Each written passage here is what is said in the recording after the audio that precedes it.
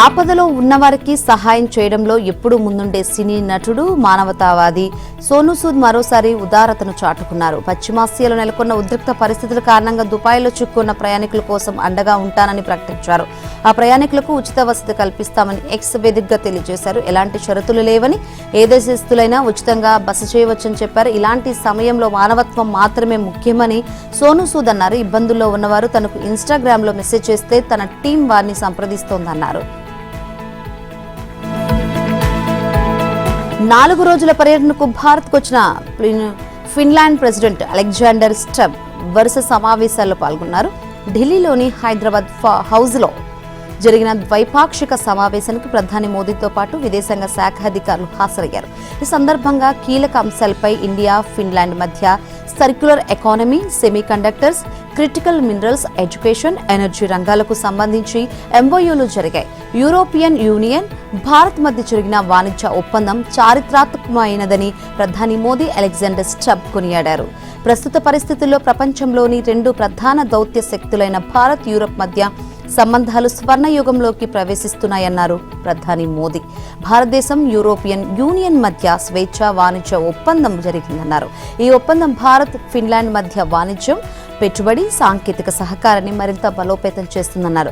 పశ్చిమాసియా ఉద్రిక్తతలు, Russia, Ukraine పరిస్థితులపై ఫిన్లాండ్ అధ్యక్షుడు అలెగ్జాండర్ స్టబ్ ఆందోళన వ్యక్తం చేశారు. ప్రపంచ శాంతి కోసం తాము కట్టుబడి ఉన్నామన్నారు. మిడిల్ ఈస్ట్లో ఉద్రిక్తతలో EU నేతలు చర్చిస్తామని తెలిపారు. ఇక గణతంత్ర దినోత్సవం రోజున EU నేతలు వచ్చి కీలక ఒప్పందాలు చేసుకున్నారు. అందులో భాగంగా యూరోపియన్ దేశాల్లో ఇండియాతో ఎంఓయూలు చేసుకోవడానికి ముందుకొస్తున్నాయంటూ విదేశాంగ శాఖ ప్రతినిధులు చెబుతున్నారు. ఏప్రిల్ 1 నుంచి పాపులేషన్ మేనేజ్మెంట్ పాలసీ అమలు చేయనున్నట్లు ప్రకటించారు ఏపీ సీఎం చంద్రబాబు. ఒకరు వద్దు, ఇద్దరు ఓకే, ముగ్గురు ముద్దు అనే నినాదం జనంలోకి తీసుకువెళ్లాలన్నారు. ఇప్పటివరకు ఫ్యామిలీ ప్లానింగ్ కు ప్రాధాన్యం ఇచ్చామని, ఇకపై పాపులేషన్ కేర్ వైపు దృష్టి సారించాల్సి ఉందన్నారు చంద్రబాబు. 3వ సంతానాన్ని కంటే 25,000 ప్రోత్సాహకంతో పాటు పోషణ, శిక్ష, సురక్ష ప్యాకేజ్ కింద ఆ బిడ్డ పోషణకు 5 ఏళ్ల పాటు నెలకు 1000 చొప్పున సాయం అందిస్తామని ముఖ్యమంత్రి ప్రకటించారు. ఇక 18 ఏళ్ల వరకు ఉచిత విద్య అందిస్తామని చెప్పారు. జనాభా నిర్వహణపై ప్రభుత్వం రూపొందించిన ముసాయిదా పాలసీపై శాసనసభలో ప్రకటన చేశారు. రాష్ట్రంలో జనాభా పెంపు ఆవశ్యకత గురించి వివరించారు. గతంలో జనాభా పెరిగితే ఏమవుతుందోనని ఆందోళన చెందిన వారం ఇప్పుడు మారుతున్న పరిస్థితులకు అనుగుణంగా ప్రభుత్వ విధానాలను మార్చుకోవాల్సిన అవసరం ఏర్పడింది. ఇన్నాళ్లు కుటుంబ నియంత్రణకు ప్రాధాన్యం ఇచ్చాం. ఇకపై జనాభాను పెంచుకోవాల్సిన అవసరం ఉంది. జనాభా పెరుగుదల భారం కాదు, సంపద. అందుకే దేశంలోనే తొలిసారిగా రాష్ట్రంలో పాపులేషన్ మేనేజ్మెంట్ పాలసీని ఏప్రిల్ 1 నుంచి అమలు చేస్తామన్నారు. మాతృత్వం, శక్తి, క్షేమం, నైపుణ్యం, సంజీవని అనే 5 అంశాలు మూల స్తంభాలుగా ఈ పాలసీని అమలు చేస్తాం. అందరికీ అందుబాటులో ఉండేలా ఆన్లైన్లో పెడుతున్నాం. రాష్ట్రంలోని ప్రతి నియోజకవర్గంలో నెల రోజుల పాటు ప్రజాప్రతినిధులు ప్రజల్లోకి వెళ్లి ఈ అంశంపై విస్తృతంగా చర్చించాలి. జనాభా నిర్వహణపై ప్రత్యేక కార్యక్రమం నిర్వహిస్తాం. అందరి అభిప్రాయాలను పరిగణలోకి తీసుకున్న తర్వాత ఈ నెలాఖరు నాటికి పాపులేషన్ మేనేజ్మెంట్ పాలసీకి తుది రూపు ఇస్తామని చంద్రబాబు తెలిపారు. రాష్ట్రంలో పేదరికాన్ని సంపూర్ణంగా రూపుమాపి పేదల జీవన ప్రమాణాలను పెంపొందించడమే లక్ష్యంగా జీరో పావర్టీ మిషన్ ను సమర్థవంతంగా అమలు చేయాలని ముఖ్యమంత్రి నారా చంద్రబాబు నాయుడు అధికారులను ఆదేశించారు. అమరావతిలో సెర్ప్, మెప్మా, RTGS విభాగాలతో జీరో పావర్టీ మిషన్ కుటుంబ సాధికారతపై ముఖ్యమంత్రి సమీక్ష నిర్వహించారు. సమీకృత వ్యూహంతో రాష్ట్రంలో పేదరిక నిర్మూలనకు కార్యాచరణ చేపట్టాలని సీఎం సూచించారు.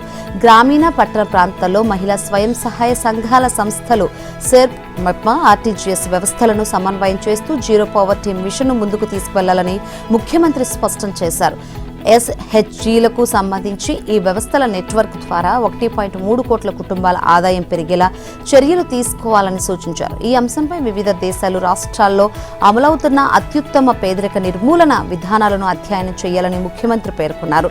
2047 స్వర్ణాంధ్ర మిషన్ లక్ష్యాలకు అనుగుణంగా రాష్ట్రంలో జీరో పావర్టీ మిషన్ సమర్థంగా చేపట్టాల్సి ఉందన్నారు. రాష్ట్రంలో పేదరిక నిర్మూలన మిషన్ కు సంబంధించి కేంద్రం అమలు చేస్తున్న నేషనల్ రూరల్ లైవ్లీహుడ్ మిషన్ ద్వారా వచ్చే ఆర్థిక సంవత్సరంలో 1,100 కోట్లను సమర్థంగా వినియోగించుకునేలా కార్యాచరణ చేపట్టాలన్నారు. ప్రభుత్వ పథకాలు, P4 విధానం, స్వయం సహాయక సంఘాల సహకారంతో ప్రతి కుటుంబం ఆర్థికంగా నిలదొక్కుకోవాలని ముఖ్యమంత్రి ఆకాంక్షించారు. పేదలను ఆర్థికంగా బలోపేతం చేయడం ద్వారా స్వర్ణాంధ్ర 2047 విజన్ సాకారం అవుతుందని ముఖ్యమంత్రి అన్నారు. వెలిగొండకు శంకుస్థాపన చేసింది తానేనని, పూర్తి చేసిన నీళ్లు ఇచ్చేది తానే అని ముఖ్యమంత్రి చంద్రబాబు వ్యాఖ్యానించారు. ఈ ప్రాజెక్టుకు శంకుస్థాపన చేసి 30 ఏళ్లు పూర్తయిన సందర్భంగా ఆయన ఎక్స్లో సుదీర్ఘ పోస్ట్ పెట్టారు. 1996 మార్చి 5 తనకు ఇంకా గుర్తుందని, ఉమ్మడి ప్రకాశం జిల్లాలో అత్యంత వెనుకబడిన పశ్చిమ ప్రాంతంలో తీవ్రమైన సాగునీటి ఎద్దడితో ప్రజలు అల్లాడుతుంటే వారి కష్టాలు తీర్చేందుకు 30 ఏళ్ల క్రితం తొలి అడుగు వేసిన రోజని గుర్తు చేసుకున్నారు. శ్రీశైలం జలాశయం 4 షోర్ నుంచి 43.50 టీఎంసీలతో ప్రకాశం, నెల్లూరు, కడప జిల్లాలో 4.38 లక్షల ఎకరాలకు సాగునీరు, 15 లక్షల మందికి తాగునీరు అందించాలనే లక్ష్యంతో ప్రాజెక్టుకు భూమి పూజ చేశానన్నారు. అనేక కారణాలతో తర్వాత వచ్చిన ప్రభుత్వాల నిర్లక్ష్యానికి బలైన వెలిగొండ పనులను మళ్లీ 2014 నుంచి 19 మధ్య వేగవంతం చేశామని తెలిపారు. ప్రాజెక్టు కోసం నాడు 1414 కోట్లు ఖర్చు పెట్టామని, తర్వాత వచ్చిన ప్రభుత్వం అరకొర పనులతో తీవ్ర నిర్లక్ష్యం చేసిందని తప్పుపట్టారు. ప్రాజెక్టు పూర్తి చేయకుండానే ప్రారంభోత్సవం అంటూ ప్రజలను మోసం చేసి నవ్వుల పాలైంది. 2024లో కూటమి ప్రభుత్వం వచ్చాక వెలిగొండ పనులకు అత్యంత ప్రాధాన్యం ఇచ్చామన్నారు. దేశవ్యాప్తంగా పలు రాష్ట్రాల గవర్నర్లు, కేంద్రపాలిత ప్రాంతాల లెఫ్టినెంట్ గవర్నర్స్ ను బదిలీ చేస్తూ కేంద్రం కీలక నిర్ణయం తీసుకుంది. తెలంగాణతో పాటు మహారాష్ట్ర, తమిళనాడు, పశ్చిమ బెంగాల్, బీహార్ తదితర రాష్ట్రాలకు కొత్త గవర్నర్లను నియమించారు. ముఖ్యంగా తెలంగాణ గవర్నర్ పదవిలో మార్పు చోటు చేసుకుంది. ప్రస్తుతం హిమాచల్ ప్రదేశ్ గవర్నర్గా ఉన్న శివప్రతాప్ శుక్లాను తెలంగాణ నూతన గవర్నర్గా నియమించారు. ఇప్పటి వరకు తెలంగాణ గవర్నర్గా వ్యవహరించిన జిష్ణుదేవ్ వర్మను మహారాష్ట్ర గవర్నర్గా బదిలీ చేశారు. రాష్ట్రపతి ఆమోదంతో ఈ ఉత్తర్వులు తక్షణం అమల్లోకి వచ్చాయి. పరిపాలన సౌలభ్యం, వ్యూహాత్మక కారణాల దృష్ట్యా ఈ మార్పులు జరిగినట్లు తెలుస్తోంది. కొత్తగా నియమితులైన గవర్నర్లు త్వరలోనే ఆయా రాష్ట్రాల్లో బాధ్యతలు స్వీకరించనున్నారు. రాజ్యసభ అభ్యర్థుల నామినేషన్స్ ప్రక్రియ ముగిసింది. తెలంగాణ నుంచి కాంగ్రెస్ తరపున రాజ్యసభ సభ్యులుగా అభిషేక్ మను సింఘ్వి, వైఎం నరేందర్ రెడ్డి నామినేషన్స్ దాఖలు చేశారు. అసెంబ్లీ కార్యాలయంలో ఎన్నికల అధికారి ఉపేందర్ రెడ్డికి నామినేషన్ పత్రాలు సమర్పించారు. సింఘ్వి 3 సెట్ల నామినేషన్స్ దాఖలు చేయగా వైఎం నరేందర్ రెడ్డి 4 సెట్లు, ఇండిపెండెంట్ అభ్యర్థి సాయి 1 సెట్ నామినేషన్ దాఖలు చేశారు. సీఎం రేవంత్ రెడ్డితో పాటు పలువురు మంత్రులు, ఎమ్మెల్యేలు, ఎమ్మెల్సీలు, ఎంపీలు నామినేషన్ ప్రక్రియలో పాల్గొన్నారు. నామినేషన్లను ఎన్నికల అధికారి పరిశీలించనున్నారు. 10 మంది ఎమ్మెల్యేల సంతకాలు లేని ఇండిపెండెంట్ అభ్యర్థి నామినేషన్ను తిరస్కరించనున్నారు. గతంలోనూ తెలంగాణ నుంచి రాజ్యసభకు వెళ్లిన అభిషేక్ మను సింఘ్వి పదవీ కాలం కొన్ని రోజుల్లో ముగినుంది. ఈ క్రమంలో సింఘ్వికి కాంగ్రెస్ అధిష్టానం మరోసారి రాజ్యసభ సభ్యుడిగా అవకాశం కల్పించింది. మరో స్థానం కోసం తెలంగాణ సీనియర్ నేతల నుంచి తీవ్ర పోటీ నెలకొంది. సీనియర్లు, సూపర్ సీనియర్లు దాదాపు 16 మంది పోటీ పడ్డారు. దీంతో ఈ స్థానం ఎవరికి దక్కుతుందోనన్న ఉత్కంఠ నెలకొంది. సీఎం రేవంత్ రెడ్డి ఢిల్లీ వెళ్లి హస్తం అగ్రనేతలతో వరుస భేటీలయ్యారు. చివరకు వేం నరేందర్ రెడ్డి పేరు ఖరారు చేశారు.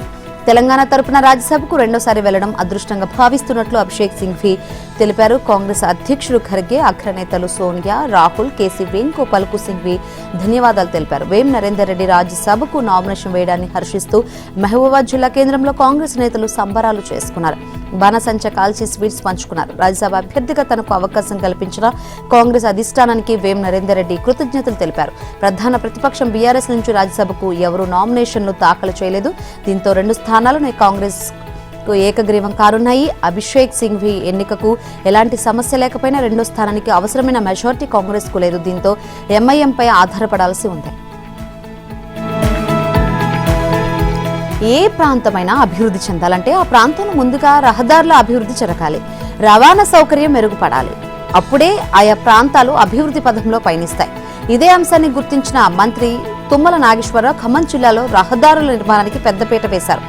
ఇప్పుడే కాదు, తాను మంత్రి అయిన ప్రతిసారి ఉమ్మడి ఖమ్మం జిల్లాలో పెద్ద ఎత్తున రహదారుల నిర్మాణం చేపట్టారు. గ్రామాల నుంచి జిల్లా కేంద్రాల వరకు పెద్ద ఎత్తున రహదారుల నిర్మాణానికి ప్రాధాన్యం ఇచ్చారు. అత్యాధునిక సాంకేతిక పరిజ్ఞానంతో గ్రీన్ ఫీల్డ్ హైవే నిర్మాణం జరుగుతుంది. ఖమ్మం నుంచి దేవరాపల్లి వరకు 4 లేన్లలో నిర్మిస్తున్న NH 365 busy green field highway జాతీయ రహదారి 65 NH 16కు అనుసంధానం చేస్తూ 4,451 కోట్ల రూపాయలతో చేపట్టిన 162 కిలోమీటర్ల మేర హైవే నిర్మాణం పూర్తి కావచ్చింది. 5 ప్యాకేజీలుగా విభజించి ఈ హైవే నిర్మించారు. తెలంగాణ పరిధిలో 3 ప్యాకేజీలు 105 కిలోమీటర్లు, ఏపీలో 2 ప్యాకేజీల్లో 60 కిలోమీటర్లు ఉంది. ఇప్పటి వరకు హైదరాబాద్ నుంచి వైజాగ్ వెళ్లేందుకు సూర్యాపేట, విజయవాడ మీదుగా 600 కిలోమీటర్లు ప్రయాణించాల్సి వచ్చేది. ఈ హైవే నిర్మాణంతో హైదరాబాద్, సూర్యాపేట, ఖమ్మం మీదుగా వైజాగ్ వెళ్లేందుకు 56 కిలోమీటర్ల దూరం తగ్గడంతో పాటు 3 నుంచి 4 గంటల ప్రయాణ సమయం సేవ్ కానుంది. ఎన్నో అవంతరాలు, మరెన్నో ఇబ్బందులను అధిగమించి ఖమ్మం జిల్లాలో భూసేకరణను పూర్తి చేసుకుని హైవే నిర్మాణ పనులు తుది దశకు చేరుకున్నాయి. మున్నేరు మీద బ్రిడ్జ్ పనులు, రైల్వే ఓవర్ బ్రిడ్జ్ పనులు చివరి దశకు చేరుకున్నాయి. మరో 2 నెలల్లో పనులన్నీ పూర్తి చేసి ప్రధాని మోదీ చేతుల మీదుగా ప్రారంభించేందుకు అధికారులు ఏర్పాట్లు చేస్తున్నారు. ఖమ్మం నగరానికి సమీపంలోని రైల్వే ట్రాక్ పై బ్రిడ్జ్ నిర్మాణ పనులు జరుగుతున్నాయి. ఈ బ్రిడ్జ్ ను విల్లు ఆకారంలో నిర్మిస్తున్నారు. గ్రీన్ ఫీల్డ్ హైవేపై అడ్వాన్స్డ్ ట్రాఫిక్ మేనేజ్మెంట్ సిస్టమ్ ఏర్పాటు చేశారు. అత్యంత శక్తివంతమైన సీసీ కెమెరాలను అమర్చారు. ఎప్పటికప్పుడు మానిటరింగ్ సెంటర్ నుంచి సీసీ ఫుటేజ్ ను పరిశీలించి రియల్ టైమ్ ట్రాఫిక్ మూవ్మెంట్ ను పెద్ద ఎల్ఈడి స్క్రీన్లపై మానిటర్ చేస్తారు. వాహనదారుల నిబంధనలకు విరుద్ధంగా వ్యవహరిస్తే సీసీ కెమెరాలు ఆటోమేటిక్ గా రికార్డ్ చేసి ఫోటోలు, వీడియోలను ATMS సెంటర్కు పంపిస్తాయి. హైవేపై అన్ని కెమెరాలు అన్ని చోట్ల కనిపించేలా ఏర్పాట్లు చేశారు. యాక్సిడెంట్స్ లేదా ట్రాఫిక్ మళ్లింపు సమయంలో ఉపయోగపడేలా ప్రతి 5 కిలోమీటర్లకు ఎమర్జెన్సీ మీడియన్ ఓపెనింగ్ ను ఏర్పాటు చేశారు.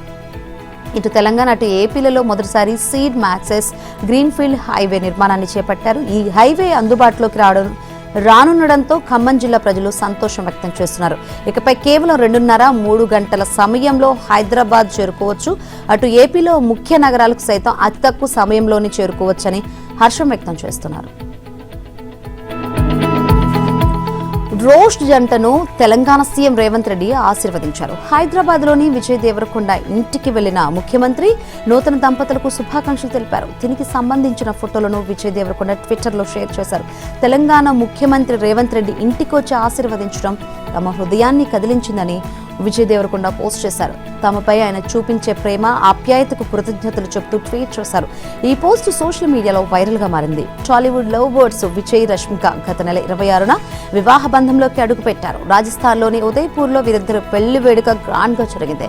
ఈ పెళ్లి వేడుకలో అత్యంత సన్నిహితులు, బంధుమిత్రులు పాల్గొన్నారు. ఈ నెల పెళ్లి తర్వాత ఈ నెల 4వ తేదీన హైదరాబాద్లోని తాజ్ కృష్ణ గ్రాండ్ లో రిసెప్షన్ నిర్వహించారు. ఈ రిసెప్షన్ కు టాలీవుడ్, రాజకీయ ప్రముఖులు హాజరయ్యారు.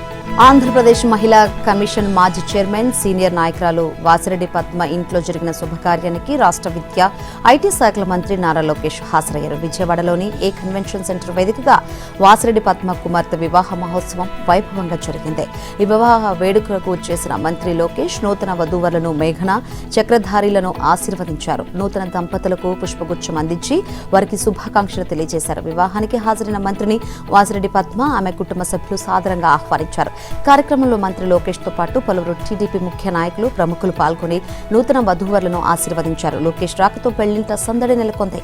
ఆయనతో సెల్ఫీ దిగేందుకు అతిథులు పోటీ పడ్డారు. ఆయన చిరునవ్వుతో అందరికీ సెల్ఫీలు ఇచ్చారు. ఢిల్లీ లిక్కర్ కేసులో ఇటీవల క్లీన్ చిట్ రావడంతో బిగ్ రిలీఫ్ గా భావిస్తున్న తెలంగాణ జాగృతి అధ్యక్షురాలు కల్వకుంట్ల కవిత తన కొత్త పార్టీ పెట్టే ప్రయత్నాలను మరింత ముమ్మరం చేశారు. ఈ క్రమంలోనే Delhi rows avenue court Delhi liquor కేసును కొట్టేసిన నేపథ్యంలో తిరుమల శ్రీ వెంకటేశ్వర స్వామి కొండకు కాలినడకన వస్తానని మొక్కుకున్నారు. దీంతో తిరుమల వెళ్లిన కవిత ఇవాళ స్వామివారిని దర్శించుకోనున్నారు. అంతకుముందు రేణిగుంట విమానాశ్రయంలో కవితకు ఘన స్వాగతం లభించింది. క్రమంలో జై ఆంధ్ర అంటూ నినాదాలు చేసిన కవిత తన కొత్త పార్టీకి సంబంధించి కీలక వ్యాఖ్యలు చేశారు. తెలంగాణలో తాను మరో 2 నెలల్లో కొత్త రాజకీయ పార్టీని స్థాపించనున్నట్లు కవిత తిరుమల వేదికగా ప్రకటించారు.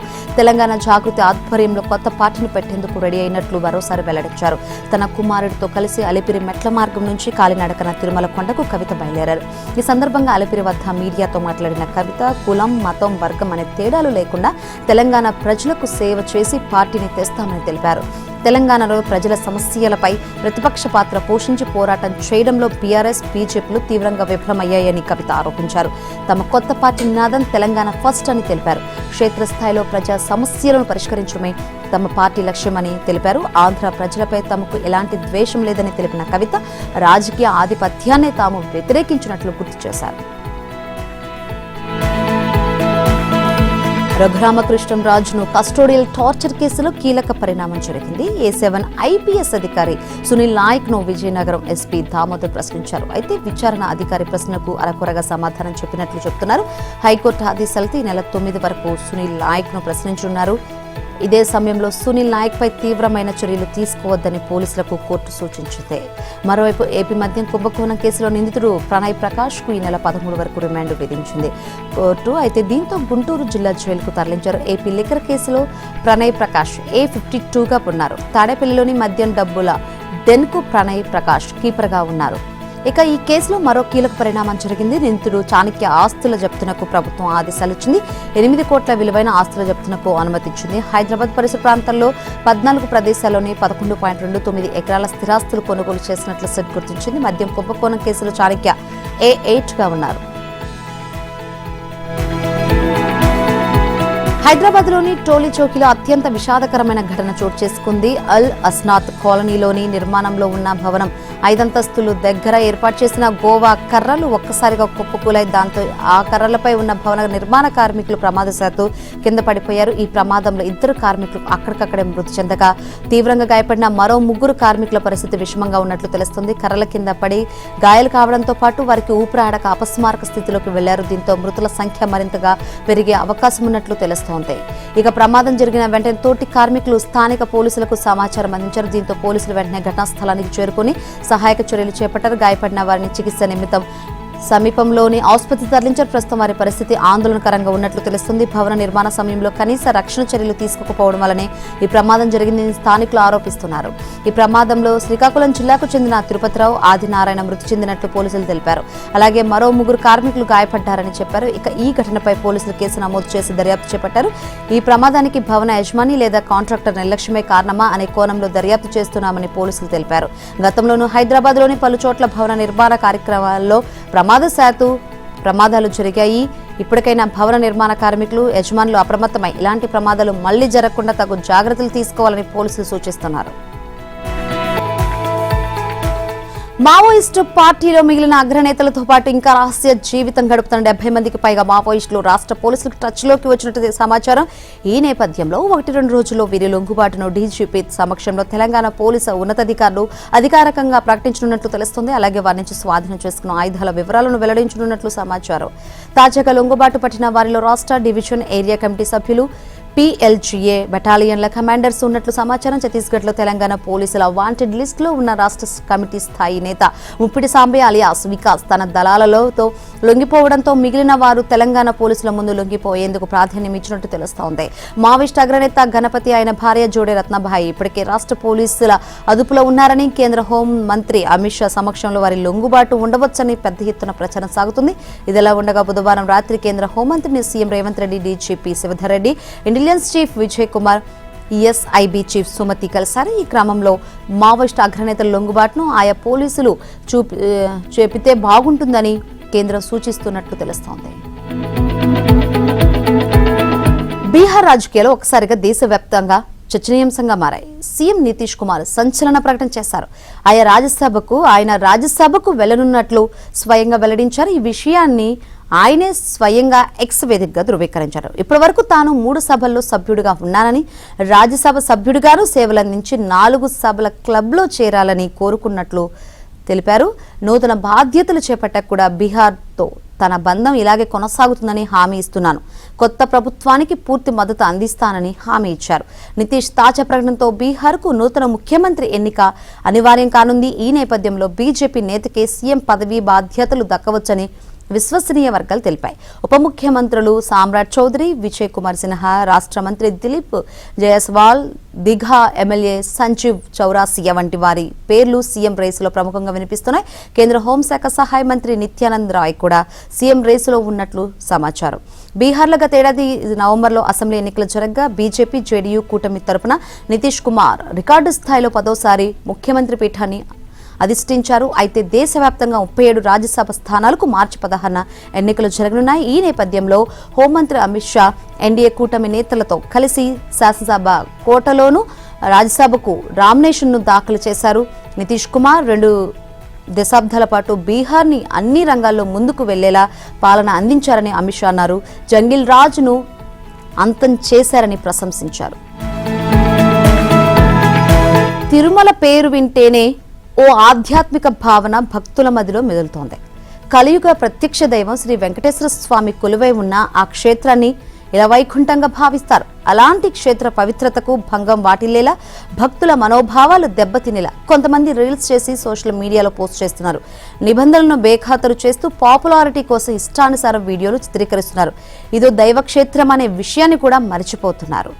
ఎంతో కట్టుదిట్టమైన భద్రత ఉంటే ఇలా వీడియోలను చిత్రీకరిస్తూ ఉండడం పట్ల భక్తులు తీవ్రంగా మండిపడుతున్నారు. తిరుమల క్షేత్ర వైభవాన్ని తప్ప ఇతర వీడియోలను చిత్రీకరించకూడదనే నిబంధన ఉన్నప్పటికీ ఇటీవల కొందరు సోషల్ మీడియాలో అప్లోడ్ చేస్తున్న వీడియోలు భక్తులను ఆవేదనకు గురి చేస్తున్నాయి. 2 ఏళ్ల క్రితం బ్రహ్మోత్సవాల సమయంలో నిబంధనలకు విరుద్ధంగా దువ్వాడ శ్రీనివాస్, దివ్వెల మాధురి ఆలయ మాడ వీధులు పరిసర ప్రాంతాల్లో వీడియోలు చిత్రీకరించడం తీవ్ర స్థాయిలో దుమారం రేపింది. ఈ అంశంపై పోలీసులు కేసు కూడా నమోదు చేశారు. అంతకుముందు ప్రముఖ సినీ నటి నయనతార వివాహం చేసుకుని తిరుమలకు వచ్చి ఆలయం ముందే వెడ్డింగ్ షూట్ నిర్వహించడం కూడా విమర్శలకు దారితీసింది.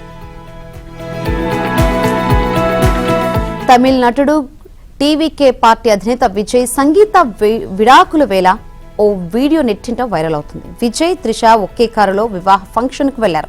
చెన్నైలో కళాపతి ఎస్ సురేష్ కొడుకు వివాహ రిసెప్షన్ కు విజయ్, త్రిషతో కలిసి వెళ్లారు. ఇలా ఇద్దరూ ఒకే కారులో ప్రయాణించారు. ఈ క్రమంలో విజయ్ భార్య సంగీత పేర్కొన్న నటి త్రిషానేనని తమిళ ఇండస్ట్రీలో చర్చనీయాంశం అవుతోంది. టీమిండియా క్రికెట్ దిగ్గజం మాస్టర్ బ్లాస్టర్ సచిన్ టెండూల్కర్ తనయుడు అర్జున్ టెండూల్కర్ వివాహం ముంబైలో ఘనంగా జరిగింది. అర్జున్ తన స్నేహితురాలు ముంబైకి చెందిన ప్రముఖ వ్యాపారవేత్త సానియా చందోక్ను వివాహం చేసుకున్నారు. కుటుంబ సభ్యులు, పలువురు క్రికెటర్స్, వ్యాపారవేత్తల మధ్య అర్జున్ సానియా వివాహం అంగరంగ వైభవంగా జరిగింది. నూతన జంటకు అతిరథ మహారథులు ఆశీర్వాదాలు అందజేశారు. ముంబైలో జరిగిన అర్జున్ సానియా వివాహ వేడుక క్రికెట్ వర్గాల్లో ప్రత్యేక ఆకర్షణగా నిలిచింది. కార్యక్రమానికి ఐసీసీ చైర్మన్ జైషా దంపతులు, టీమిండియా మాజీ క్రికెటర్స్ కపిల్ దేవ్, సునీల్ గవాస్కర్, మహేంద్ర సింగ్ ధోని, వ్యాపార దిగ్గజం ముఖేష్, నీతా అంబానీ దంపతులు హాజరయ్యారు. నూతన వధూవరులను ఆశీర్వదించారు. వీరితో పాటు పలువురు రాజకీయ నాయకులు, బాలీవుడ్ ప్రముఖులు ఈ వివాహానికి వచ్చేశారు. కొత్త దంపతులకు ఆశీస్సులు అందజేసి వారి జీవిత ప్రయాణం సుఖ సంతోషాలతో నిండి ఉండాలని ఆకాంక్షించారు. అర్జున్ సానియా వివాహ మహోత్సవానికి ఏపీ మంత్రి నారా లోకేష్ తన భార్య బ్రాహ్మణితో కలిసి వెళ్లారు. కొత్త జంటకు లోకేష్ దంపతులు శుభాకాంక్షలు చెప్పారు. రిలయన్స్ అధినేత ముఖేష్ అంబానీతో మంత్రి లోకేష్ దంపతులు మాట్లాడారు. అర్జున్ సానియాల వివాహం గురువారం తెల్లవారుజామున సంప్రదాయ పద్ధతిలో జరిగింది.